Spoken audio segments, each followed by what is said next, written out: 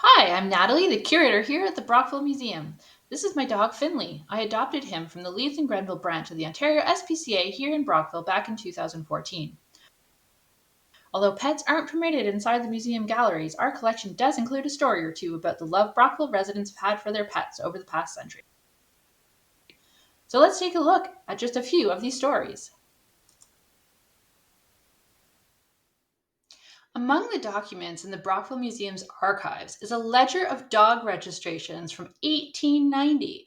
The ledger records the owner, where in the city they lived, back when Brockville was divided into 4 wards, and the breed of the dog. Flipping through the pages, it is evident that spaniels, collies, and terriers were the most popular breeds at the turn of the 20th century. Registering a dog has long included the issuing of an identification tag. We have several of these in the museum's collection. Until 2016, residents had to swing by City Hall to register their dog and collect a tag, but starting that year, the city contracted DocuPet Inc.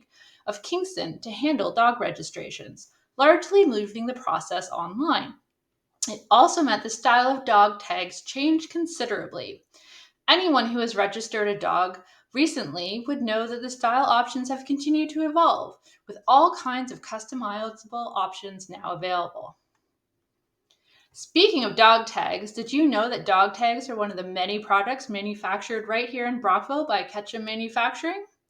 Ketchum Manufacturing Inc. opened in Brockville in 2005 after relocating from Ottawa. They are located on California Avenue and produce all kinds of customizable products. On June 26, 1930, the explosives laden J.B. King drill boat was struck by lightning while dredging a canal just off Cockburn Island in Brockville Narrows, causing an explosion that instantly plunged 30 crew members to their death. Tragically, only 11 men survived the disaster. Among the dead was the ship's guard dog, King. Earlier that year, King had rescued a crew member who had fallen through the ice in the wharf while the drill boat was undergoing repairs. King dove into the water and pulled the crew member to shore. King was nominated for the Sprat's Dog Hero Medal for unusual gallantry. Sadly, King was on board the J.B. King drill boat on June 26 when it exploded and was among the dead. Marjorie Roberts was born in 1884. She was a daughter of Adelaide Elizabeth Stanway Roberts and Dr. John Charles Edward Roberts, a doctor in Jamaica and the area islands. Marjorie moved from Jamaica around 1901 to Brockville to help her uncle, James MacArthur, who owned MacArthur Belting Company Limited on Brockville's waterfront. She was a lover of animals and a longtime volunteer with the Ontario Humane Society.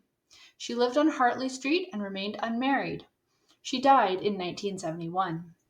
The Brockville Museum received a large assortment of Marjorie's documents, photos, and artwork in 2018. Among the dozens of photographs of her with her cats was a pattern for making a stuffed mouse toy. Funny the things people hold on to.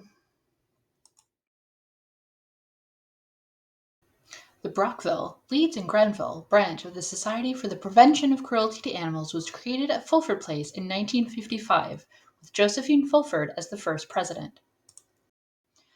Josephine and the Fulfords were very philanthropic and charitable, supporting a number of local causes over the years. The Fulfords owned several dogs and were known to keep a pet deer on their property.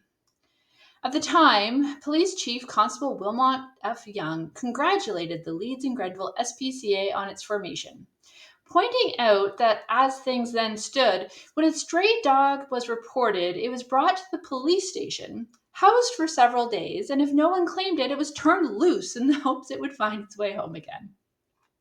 The first shelter was set up in 1956 on a vacant lot on Broadway Avenue, at the time considered far enough into the country as to provide a run for the confined animals.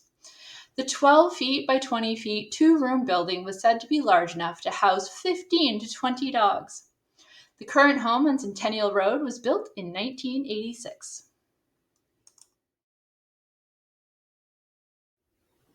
Thomas Cossett was born in Brockville in 1923. He attended St. Albans School for Boys in Brockville and later graduated from Trinity College in Toronto. During his summer holidays, he worked as a student reporter at the Brockville Recorder and Times.